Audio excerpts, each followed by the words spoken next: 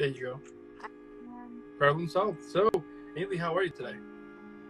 Good. How are you? I'm doing good as well. Thank you so much for asking how your day treating you. Great. Perfect. Well, welcome back. It is so awesome to have you here. Now, before we start, we'll have to give you an epic intro, super quick. So, here you go.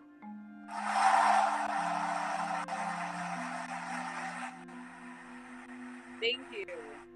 Yes. Thank you so much. Epic. Now, starting with the whole Halloween special, tell me, what do you like most about Halloween? Um, I think I remember the first thing I remember about as far as getting excited about Halloween was like having a massive list of costumes for my grandmother to make, Yeah. and realizing I could only do one every year. Mm. And I was like, I will age out of the concept of Halloween far before my grandmother will be able to fulfill all of these costumes. Fair enough. And being disappointed with that entire concept Fair enough. far early before most kids, I think. Yeah. Yeah. How cool. Now, if you could be in any horror franchise at the moment, like any, which one you would choose? Oh my gosh. That's funny that you mentioned franchises. I don't know if there's any like really strong ones at the moment. There's a Yeah. lot of great horror being made right now. Um, I think there's a lot of great cults in like horror movies about cults are very popular. Mm. I don't know if you feel the same way, but Yeah. that's a really great topic that's being covered right now. It's kind of the aspect of like social horror, Mm. like the aspect of like we already live in the horror movie. It's kind of like an offshoot of serial killer horror. But I feel like I'm one of the I appreciate the original Saw movies. I think the franchise of Saw got out of control. Yeah. I think I do ultimately like the original Saw, uh, and the concept of Saw. Mm. Mm-hmm. Ultimately, I'd be honored to be in it. That's good. So Yeah. Love it. that'd be awesome. Love it. And if you could pick any costume for Halloween right now, which one you would choose? I've always really wanted to do an authentic Wizard of Oz Dorothy concept, Okay. like the black and white included. Mm. If I could do like a color version and a black and white version, I'd really like to be authentically do an authentic homage to the Judy Garland version of Dorothy. Love it. Love it. All right. Well, any movie or TV show that you could recommend for Halloween? Halloween. I feel like you can't do Halloween unless you do the Charlie Brown special. You Fair can't. enough. Yeah. Fair enough. Yeah, I think the Great Pumpkin is a special that you have to bring back every Halloween. I agree. And yeah, I'm gonna try to do this. Is my first Halloween owning property, and we're gonna try to do all orange. We're gonna go monochromatic. Do all orange. There you go. That's spirit. That's the spirit. Well, now tell me, do you have any creepy story for me today? The story? I did pick out a story for us to read and go over. My favorite. The more that I read, I used to read a lot of longer fiction in my younger years, and then I started to gravitate towards short fiction.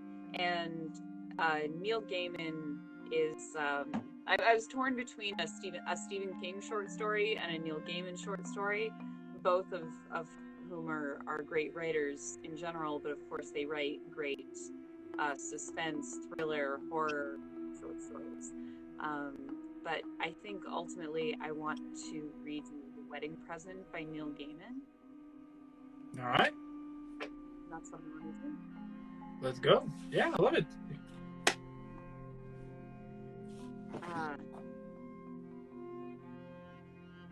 let's just jump into it. I don't want to give you any setup. We'll just go right into it. Sounds like a plan. After all the joys and headaches of the wedding, after the madness and magic of it all, not to mention the embarrassment of Belinda's father's after-dinner speech, complete with family slideshow, after the honeymoon was literally, although not yet metaphorically, over, and before their new suntans had a chance to fade in the English autumn, Belinda and Gordon got down to the business of unwrapping wedding presents and writing their thank you letters. Thank yous enough for every towel and every toaster, for the juicer and bread maker, for the cutlery and crockery, and the teas made and the curtains. Right, said Gordon. That's the large objects, thank you, and what have we got left? Things in envelopes, said Belinda. Checks, I hope. There were several checks, a number of them gift tokens, even a 10-pound book token from Gordon's Aunt Marie, who was Horace Churchmouse, Gordon told Belinda, but a dear, who had sent him a book token every birthday as long as he could remember. And then at the very bottom of the pile, there was a large, brown, businesslike envelope. What is that? Asked Belinda. Gordon opened the flap and pulled out a sheet of paper the color of 2-day-old cream, ragged at the top and the bottom, with typing on one side. The words had been typed with a manual typewriter, something Gordon had not seen in years. He read the page very slowly. What is it? Asked Belinda. Who is it from? I don't know, said Gordon. Someone who still owns a typewriter and it's not signed. Is it a letter? Not exactly, he said, as he scratched the side of his nose and read it again. Well, she said in an exasperated voice. She wasn't really exasperated, she was happy. She would wake in the morning and check to see if she were still as happy as she had been when she went to sleep the night before, or when Gordon had been brushing up against her, or when she had woken him, and she was. Well, what's it? It appears to be a description of a book, he said. It's very nicely written. Here, read it. He passed it to her. She looked it over. It was a crisp autumn day in early October. Gordon, Robert Johnson, and Belinda Karen Abington swore that they would love each other, would support and honor each other as long as they both should live. The bride was radiant and lovely. The groom was nervous, but obviously proud, and just as obviously pleased. That was how it began, and it went on to describe the service and the reception clearly, simply, and amusingly. How sweet, she said. And does it say on the envelope? Gordon and Belinda's wedding, he said. No name? Nothing to indicate who sent it? No. Well, it was very sweet and very thoughtful, she said. Whoever it's from. She looked inside the envelope to see if there was something else inside that they had overlooked, a note or something, to see whichever of her friends, or his, had written it. But there wasn't anything. Vaguely relieved to see that there was one less thank you note for them to write, she placed the cream sheet of paper back in its envelope, which she placed in a box file, along with a copy of the wedding banquet menu and the invitations, and the contact sheets for the wedding photographs, and one white rose from the bridal bouquet. Gordon was an architect. Belinda was a vet. For each of them, what they did was a vocation, not a job.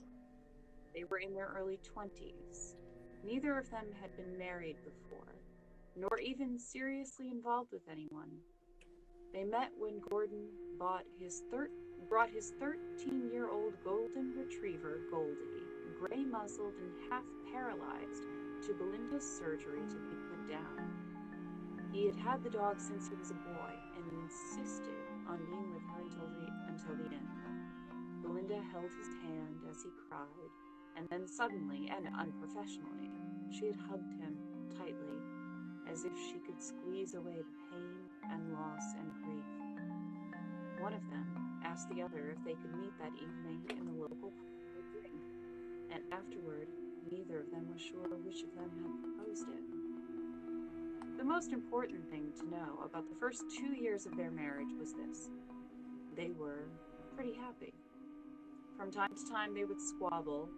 Every once in a while, they would have a blazing row about nothing very much that would end in tearful reconciliations, and they would make love and kiss away each other's tears and whisper heartfelt apologies into each other's ears.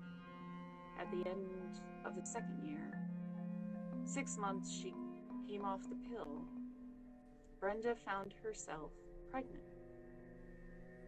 Gordon bought her a bracelet studded with tiny little rubies, and he turned the spare bedroom into a nursery, hanging the wallpaper himself. The wallpaper was covered with nursery rhyme characters, like Little Bo Peep and Humpty Dumpty, and the dish running away with the spoon over and over and over again. Belinda came home from the hospital with little Melanie in her carry cot, and Belinda's mother came home with them for a week, sleeping on the sofa in the lounge. It was on the third day that Belinda pulled out the box file to show her wedding souvenirs to her mother and to reminisce. Already, their wedding seemed like such a long time ago, and they smiled at the dried brown and once been a white rose, and clucked over the menu and the invitations. At the bottom of the box was a large brown envelope. Gordon and Belinda's marriage, read Belinda's mother. It's a description of our wedding, said Belinda. It's very sweet. It even has a bit about Daddy's little slideshow. Belinda opened the envelope and pulled out the sheet of cream paper. She read what was typed upon the paper and made a face. Then she put it away without saying anything. Can I see it, dear? Asked her mother. I think it's Gordon playing a joke, said Belinda. Not in good taste, either.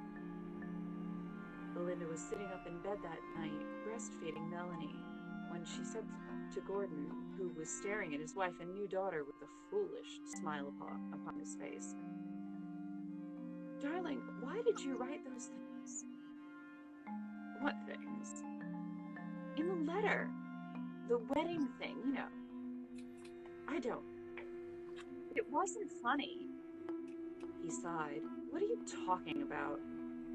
Belinda pointed to the box file, which she had brought upstairs and placed upon the dressing table. Gordon opened it and took out the envelope.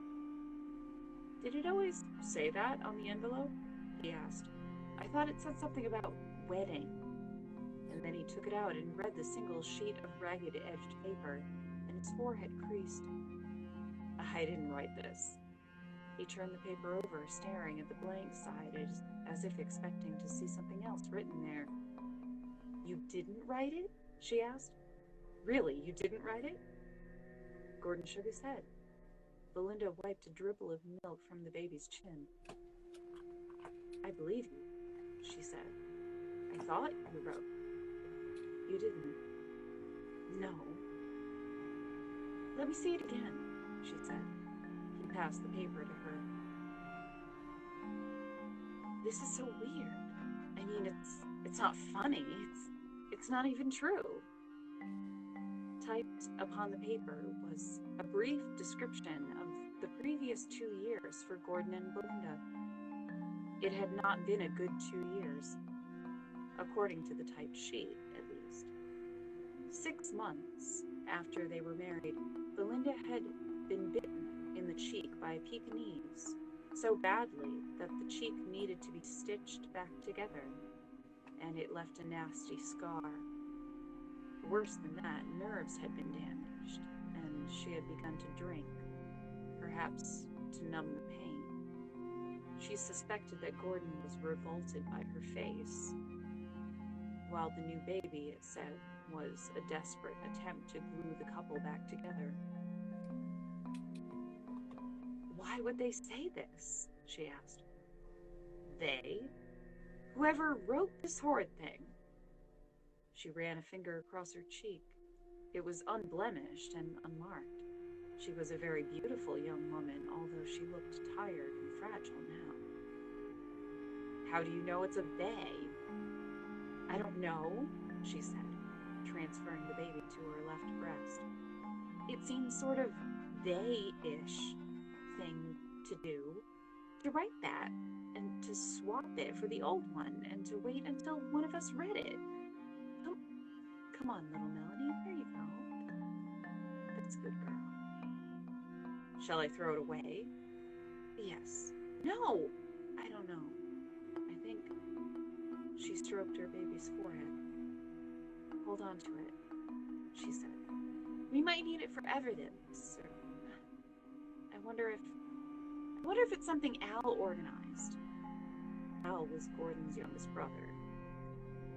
Gordon put the paper back into its envelope, and he put the envelope back into the box file, which was pushed under the bed and more or less forgotten. Neither of them got much sleep for the next few months, what with nightly feeds and the continual crying, for Melanie was a colicky baby. The box file stayed under the bed, and then Gordon was offered a job in Preston, several hundred miles north, and since Belinda was on leave from her job and had no immediate plans to go back to work, she found the idea rather attractive, so they moved. They found a terraced house on a cobbled street, high and old indeed. Belinda filled in from time to time at a local vet's, seeing small animals and house pets. And when Melanie was 18 months old, Belinda gave birth to a son, whom they called Kevin, after Gordon's late grandfather. Gordon was made a full partner in the firm for architects. When Kevin began to go to kindergarten, Belinda went back to work. The box file was never lost. It was in one of the spare rooms at the top of the house, beneath a teetering pile of copies of the Architect's Journal and Architectural Review. Belinda thought about the box file and what it contained from time to time, and one night, when Gordon was in Scotland overnight consulting on the remodeling of an ancestral home, she did more than think. Both of the children were asleep. Belinda went up the stairs into the undecorated part of the house.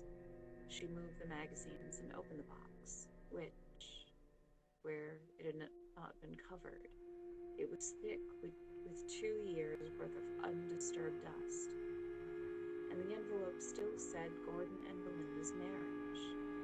And Belinda honestly didn't know if it had ever said anything else. She took out the paper from the envelope and read it. And then she put it away and sat there at the top of the house, feeling sick and shaken.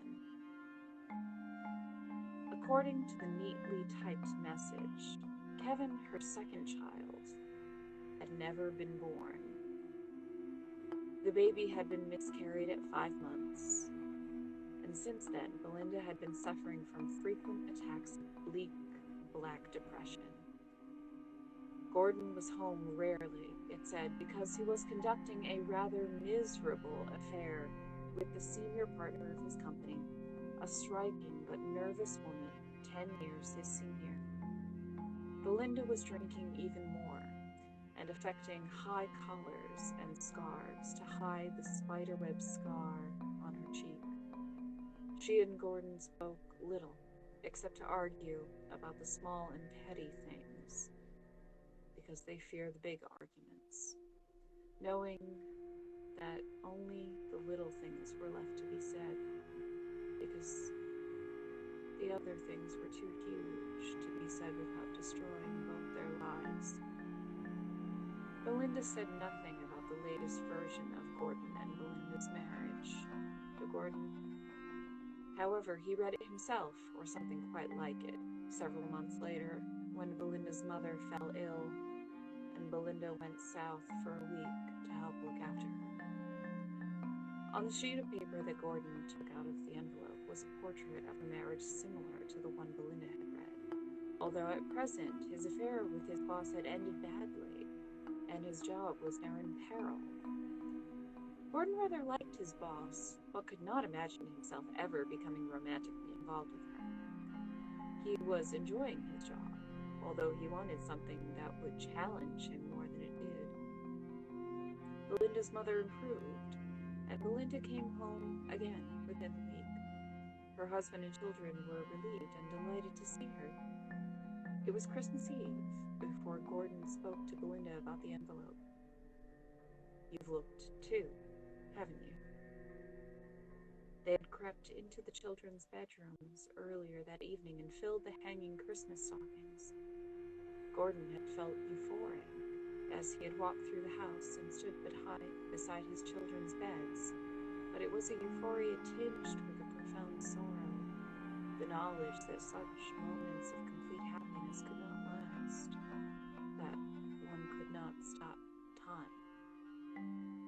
Belinda knew what he was talking about. "Yes," she said, "I've read it. What do you think?" "Well," she said, "I don't think it's a joke anymore. Not even a sick joke."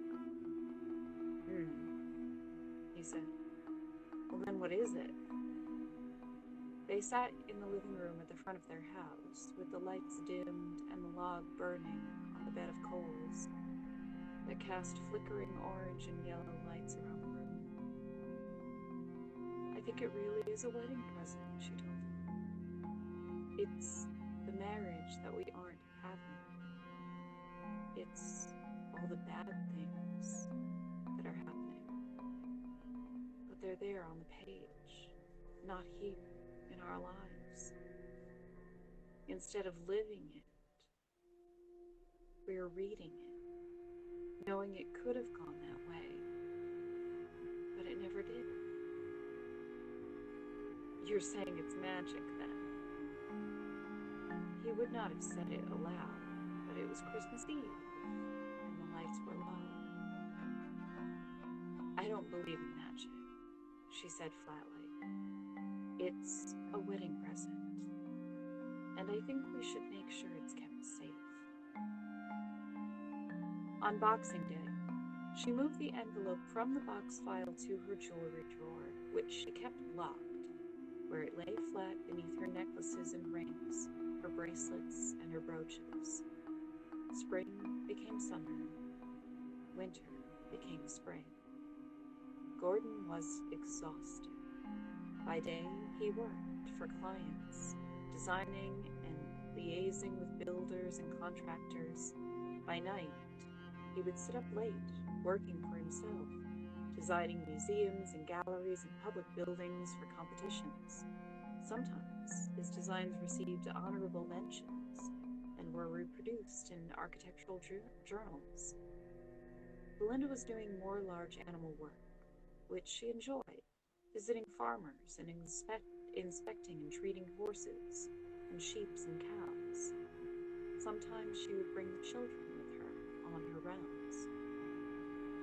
Her mobile phone rang when she was in the paddock trying to examine a pregnant goat who had, it turned out, no desire to be caught, let alone to be examined.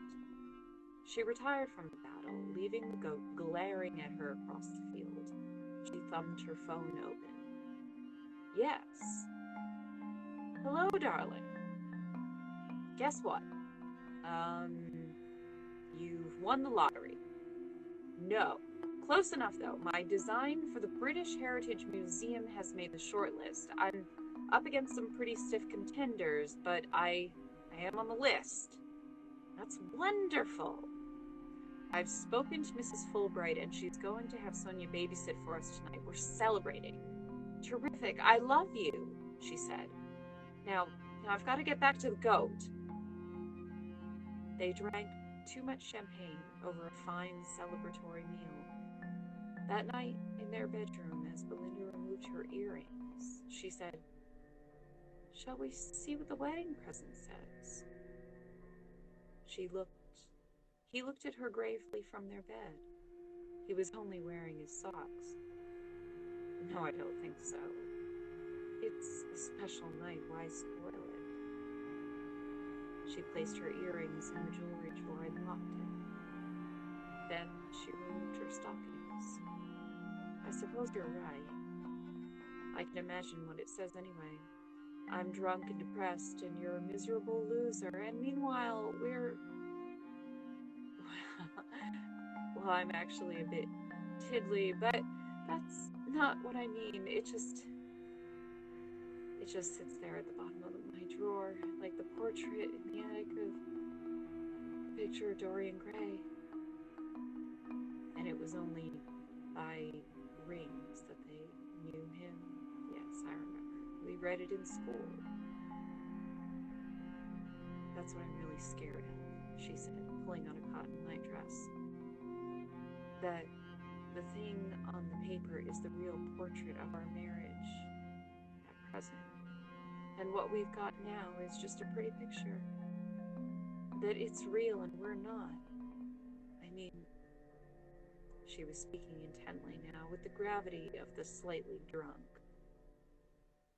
Don't you ever think it's just too good to be true? He nodded. Sometimes. Tonight, certainly. She shivered. Maybe, really, I am a drunk with a dog bite on my cheek, and you fuck anything that moves, and Kevin was never born, and all that other horrible stuff. He stood up, walked over to her, and put his arms around her. But it isn't true, he pointed out. This is real, you're real, I'm real.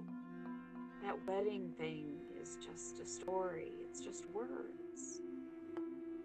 He kissed her, held her tightly, a little more, said that. It was a long 6 months before Gordon's design for the British Heritage Museum was announced as the winning design, although it was derided in the Times as being too aggressively modern in various architectural journals and being too old-fashioned. And it was described by one of the judges in an interview in the Sunday Times as a bit of a compromise candidate, everybody's second choice. They moved to London, letting their house in Preston out to an artist and his family, for Belinda would not let Gordon sell it. Gordon worked intensively, happily, on the museum project. Kevin was 6, and Melanie was 8. Melanie found London intimidating, but Kevin loved it. Both of the children were initially distressed to have lost their friends and their school. Belinda found a part-time job at a small animal clinic in Camden, working 3 afternoons a week. She missed her cows. Days in London became months and then years, and despite occasional budgetary setbacks, Gordon was increasingly excited. The day approached when the first ground would be broken on his museum. One night, Belinda awoke in the small hours. She stared at her sleeping husband in the sodium yellow illumination of the street lamp outside their bedroom window. His hairline was receding, and the hair at the back was thinning, and Belinda wondered what it would be like when she was actually married to a bald man. She decided it would be much the same as it has always been, mostly happy, mostly good. She wondered what was happening to them in the envelope. She could feel its presence, dry and brooding in the corner of the bedroom, safely locked away from all harm. She felt suddenly sorry for the Belinda and Gordon trapped in the envelope on their piece of paper, hating each other and everyone else.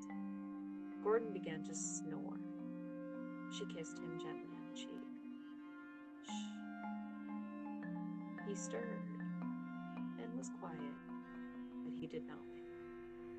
She snuggled against him and soon fell back into sleep herself.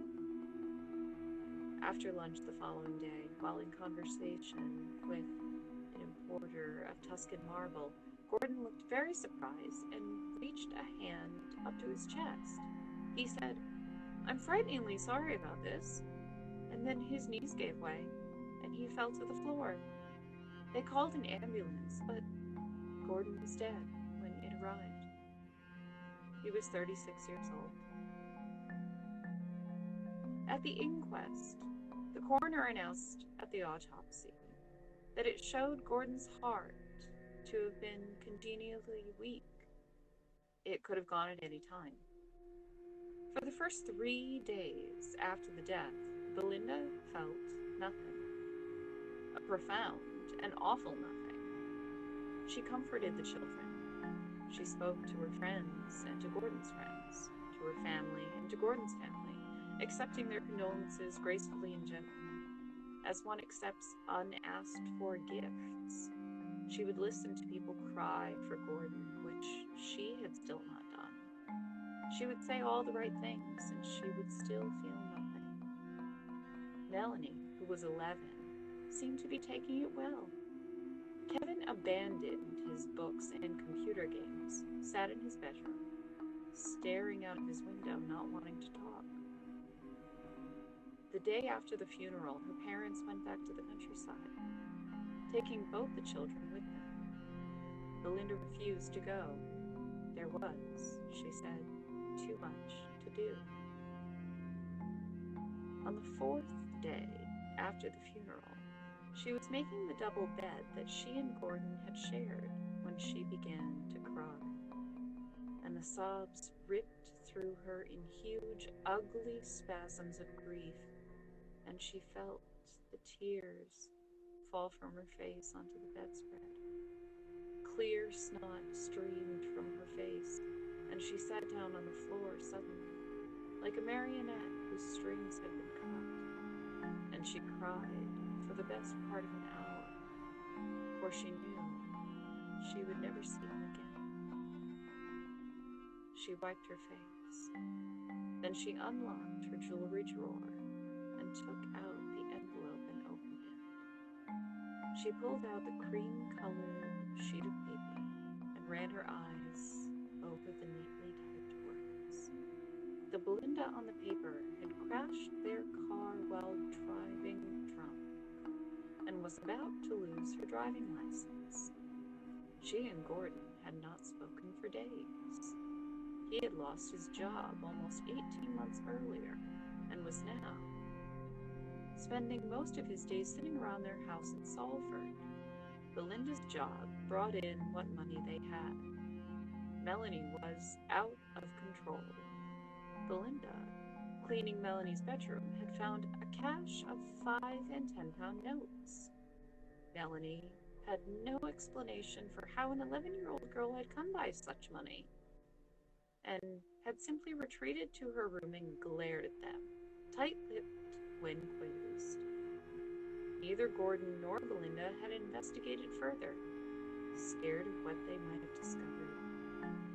The house in Salford was dingy and damp, such that the plaster was coming away from the ceiling in huge crumbling chunks, and all 3 of them were developing nasty bronchial coughs. Belinda felt sorry for them. She put the paper back into the envelope. She wondered what it would be like to hate Gordon, to have him hate her. She wondered what it would be like to not have Kevin in her life, not to see his drawings of airplanes or hear his magnificently tuneless renditions of popular songs. She wondered where Melanie, the other Melanie, not her Melanie, but the there for the grace of God Melanie, could have got that money, and was relieved that her own Melanie seemed to have few interests beyond ballet and Enid Blyton books. She missed Gordon so much, it felt like something sharp being hammered into her chest, like a spike, perhaps, or an icicle made of cold and loneliness, and the knowledge that she would never see him again in this world. Then she took the envelope downstairs to the lounge, where the coal fire was burning in a grate, because Gordon had loved open fires. He said that it gave a room life. She disliked coal fires, but she had lit one this evening out of routine and out of habit, because not lighting it would have meant admitting to herself on some absolute level that he was never coming home.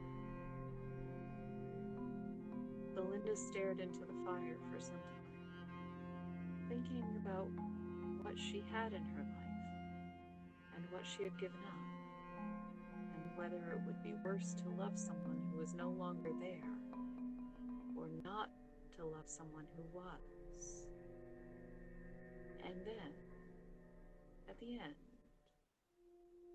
almost casually, she tossed the envelope into the coals, and she watched it curl and blacken and catch, watched the yellow flames dancing against the blue. Soon the wedding present was nothing but black flames of ash which danced on the updrafts and were carried away like a child's letter to Santa Claus, up the chimney and off into the night. Belinda sat back in her chair and closed her eyes and waited for the scar to blossom on her cheek.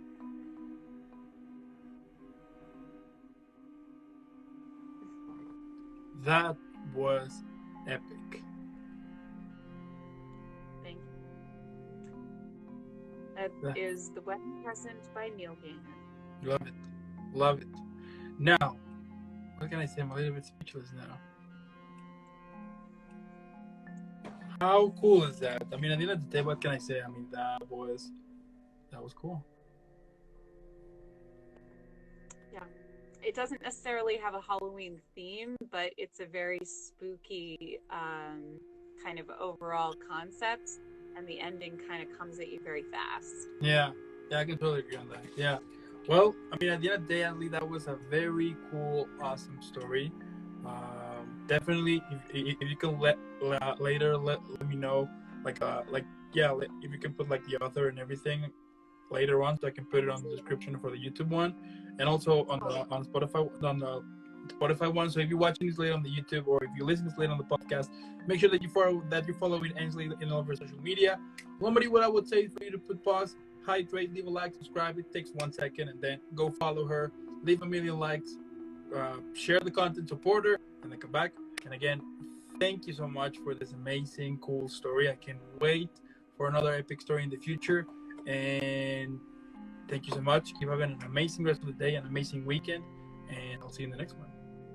Thank you, Dan. Happy Have a good one, okay? Bye.